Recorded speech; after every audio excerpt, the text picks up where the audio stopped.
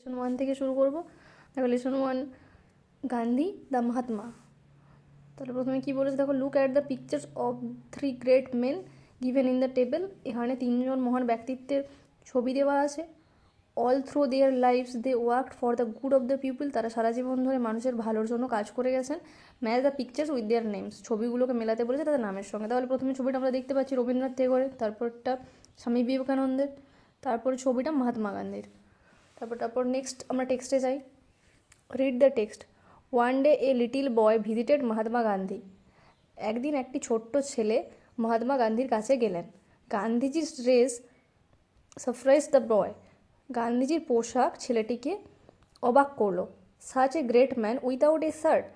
এত মহান একজন ব্যক্তিত্ব জামা কাপড় ছাড়া। হি ওন্ডার।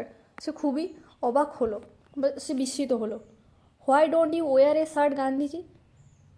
আপনি কেন একটা জামা পরেন না গান্ধীজি? দ্য লিটিল বয় ছোট্ট ছেলেটি জিজ্ঞেস করলো। Where is the money son. টাকা কোথায় বাবা? গান্ধীজি জেন্টলি। গান্ধীজি নম্রভাবে জিজ্ঞেস করলেন। I am very poor. আমি খুবই গরিব। I can not buy a shirt. আমি একটি শার্ট কিনতে পারি না বা অক্ষম। The boy felt pity. ছেলেটির করুণা হলো।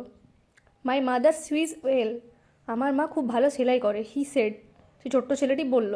C makes all my clothes. সে আমার সব জামা কাপড়গুলো বানিয়েছে। I will ask her to sew a shirt for you. আমি তাকে বলবো আপনার জন্য একটি জামা বানিয়ে দিতে। How many shirts can your mother make. কতগুলো জামা তোমার মা বানাতে পারে? গান্ধীজি জিজ্ঞেস করলেন।